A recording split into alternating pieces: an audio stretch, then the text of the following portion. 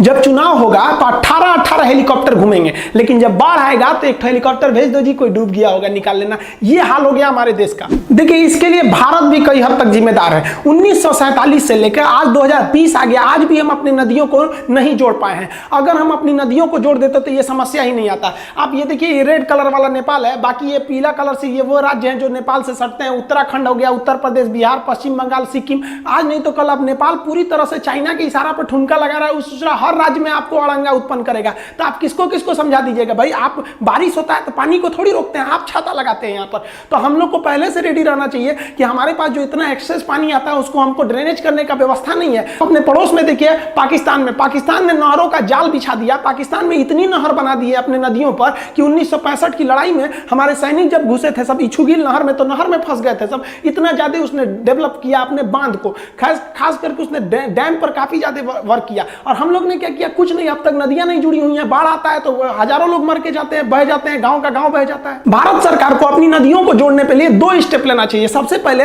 हमारे पास यहाँ पर बंगाल की खाड़ी है, ये बंगाल की खाड़ी है और ये नेपाल है। अब बताइए ना, खुद से देख के बताइए, बंगाल की खाड़ी और नेपाल के बीच में कौन सा दूरी है? और यहाँ बीच में गंगा नदी है। हम लोग को केवल लिंक करना है यहाँ से, ताकि एक्स्ट्रा पानी हो तो सीधे हम लोग निकाल सके, बंगाल की खाड़ी में समुद्र में चला जाए। लेकिन आज तक इसको भी नहीं जोड़ पाए हम लोग। तो ये तो एस्केप प्लान होना चाहिए कि अगर हमारे पास सरप्लस पानी हो गया तो कहां से भेज देंगे? सीधे चला जाए वहां पर, नदियों के रास्ते ना भेज के हमको यहां से कैनाल बनाकर भेजना चाहिए ताकि एक्स्ट्रा पानी निकल सके। दूसरा कि हम लोग को अपनी नदियों को जोड़ देना चाहिए, प्रॉपर नदियों को। जैसे उत्तर भारत जो होता है ना, बाढ़ में डूब जाता है, जबकि आप दक्षिण भारत में देखिएगा, महाराष्ट्र के एरिया में तो किसान बेचारे सूखा पड़ने के कारण सुसाइड कर लेते हैं। तो यहाँ सूखा है, वहां पे पानी है। अगर हम लोग इसको जोड़ देते तो ऊपर भारत के नदियां जो है वो बाढ़ नहीं आती, वो बेचारे बाढ़ से नहीं मरते और ये सूखा से नहीं मरते। यहाँ पर इकोनॉमी बर्बाद हो जाती है, बाढ़ की वजह से कोई फैक्ट्री वगैरह नहीं लगती है, कोई फसल बर्बाद हो जाती है, और यहाँ की इकोनॉमी बर्बाद हो जाती है सूखा की वजह से। हम लोग इन दोनों समस्या को एक ही बार में सुधार सकते हैं, लेकिन आज तक क्या जुड़ पाया? नहीं जुड़ पाया। हमारे देश के अधिकारी लोग प्लान बना रहे हैं कि जेसीबी लगेगी खोदने में, 1 किलोमीटर खोदने में 18 लाख रुपया का खर्चा आएगा, काफी टाइम लगेगा। यहां से यहां तक नहरों को मिलाना है, इस नदी को उस नदी से। अरे भैया, आप डेटोनेटर लगा के उड़ा ना दीजिए। देखिए हमारी सेना में जितने भी एक्सप्लोसिव होते हैं, बारूद होते हैं, विस्फोट करने के लिए हर चीज का एक्सपायरी डेट होता है। जैसे दवाओं का एक्सपायरी डेट होता है, बारूद बम का भी होता है कि भैया इस समय के बाद ये उतना अच्छा से काम नहीं करेगा। हमेशा हर साल कितने ट्रक के ट्रक एक्सप्लोसिव जो होते हैं ना, एक्सपायर हो जाते हैं, उन्हें फेंकना पड़ता है।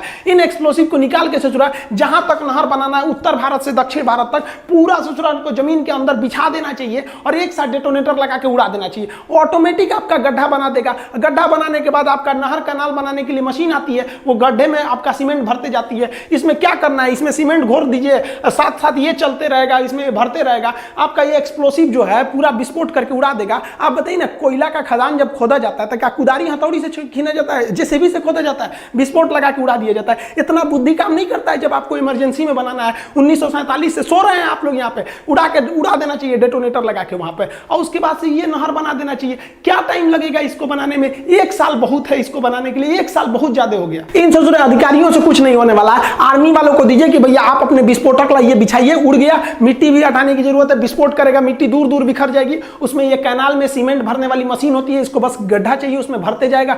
एक साइड से लगाइए, 200 गाड़ी लगाइए, इसको यहां से वहां तक एक ही बार में 1 महीना में कंप्लीट करके दे देगा। आर्मी को दे दीजिए। ये अधिकारी सब ससुरा सरकारी अधिकारी हो गए ना, तो निकाल के बैठ गया, ऐसा ऑफिस में कुछ होने वाला नहीं है इन सबसे। हमारे देश में ना जब क्रिसमस का त्योहार आता है तो पूरी दुकानें सज जाती हैं क्रिसमस के लिए, क्योंकि लोगों को क्रिसमस मनाना रहता है। ईद के समय रात रात भर दुकानें खुली रहती हैं, होली के समय तो पूरी की पूरी दुकानें सज जाती हैं। लेकिन बिहार में जब बाढ़ आता है ना, तो आपको एक तो दुकान नहीं मिलेगी जहां इस तरह के लाइफ बोट मिल सके और लोगों की मासूम जिंदगी को बचा सके। ये दिखाता है कि हमारा समाज, हमारी सरकार त्योहारों को ज्यादा महत्व देती है, लोगों की जिंदगी से ज्यादा महत्व उनके लिए ये त्योहार है। हम ये नहीं कह रहे हैं कि त्योहार मत मनाइए, इसको और धूमधाम से मनाइए, लेकिन ये ज्यादा जरूरी है जान बचाने के लिए।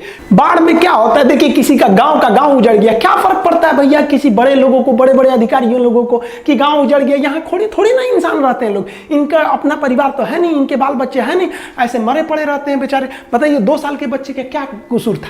इसका कसूर क्या था कि इनको बड़े बड़े अधिकारियों ने पैसा घोटाला करके मार दिया। यहाँ पर एक नहर नहीं बना 1947 से। बाढ़ के मंजर में क्या हाल होता है जरा देखिए। ये सहमे हुए बच्चों का बचपना देखिए। ये है हमारे देश के भविष्य, केला पे बैठ के बाढ़ पार कर रहे हैं। कल को इन्हीं के कंधों पर देश की जिम्मेदारी होगी या इनको कहा जाएगा कि तुम चाइना से आंख में आंख मिला के देखो। ये क्या लड़ेंगे दुश्मन से? ये तो अपने देश के गलत नीतियों का शिकार बेकार बन गए, बेचारा जीने के लिए ये लोग अपना जद्दोजहद कर रहे हैं। ये क्या लड़ेंगे यहाँ पर बताइए? ऐसे मासूम लोग मर गए। हमारे नरेंद्र मोदी जब ट्रेन में चाय बेचते थे, कोई जानता था कि प्रधानमंत्री बनेंगे? हमारे अब्दुल कलाम जब ट्रेन में अखबार बेचते थे, बाढ़ में डूब के मर गए रहते, तो हमको एक साइंटिस्ट मिला रहता। आप बता सकते थे कि बच्चे का भविष्य क्या था, ये आगे जाकर क्या बनता?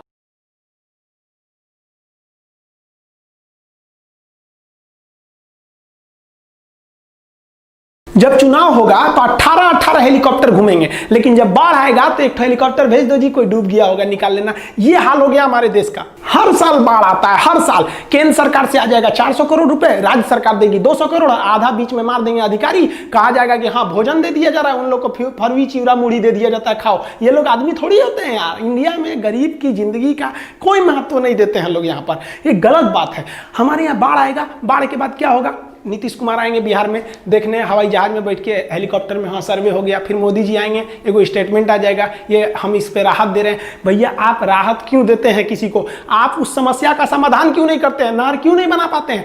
रातों रात एक दो पार्टियों का गठबंधन हो जाता है, रातों रात गठबंधन टूट जाते हैं, लेकिन 1947 से 2020 तक आप नदी नहीं जोड़ सके। इससे बड़ा नाकामयाबी क्या हो सकता है? देखिए आज की स्थिति के लिए कहीं ना कहीं जिम्मेदार हम भी हैं।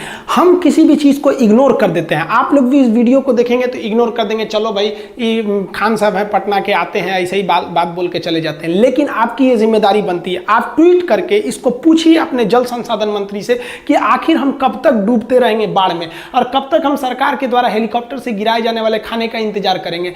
ये स्थिति बहुत खराब है। हमारे समाज को इस तरह से तोड़ा जा रहा है कि समाज जिंदा रहने को ही विकास समझने लग रही है। ये गलत है। आप अगर हाथ पे हाथ रख के बैठे रहेंगे ना, तो कहीं ना कहीं इस देश को बर्बाद करने में आप भी योगदान कर रहे हैं। आप जहां से भी आप सवाल पूछिए, आपका अधिकार है। आप लोकतंत्र में रहते हैं, कोई चाइना के कम्युनिस्ट में नहीं रह सकते। हम थैंक्स कहेंगे शेफाली वैद्या जी को, जिन्होंने मेरे वीडियो को ट्विटर पे ट्वीट किया था और पूछा भी था कि सरकार को इस तरह से करना भी चाहिए कि नहीं करना चाहिए। बहुत से लोगों का हम थैंक्स करते हैं कि जो ऐसे सवालों को पूछते हैं। हम ज्यादा से ज्यादा क्या कर सकते हैं? हम पटना के एक टीचर हैं, और क्या करेंगे? हमारा काम है आपको समस्या जो है उससे अवगत करा देना, और इससे क्या समाधान हो सकते हैं तत्काल परिस्थिति में, उसके बारे में आपको जानकारी देना। हमारा जो काम था हमने किया। आगे आपकी मर्जी है, आपको क्या करना है। मिलेंगे नेक्स्ट वीडियो में, तब तक के लिए जय हिंद।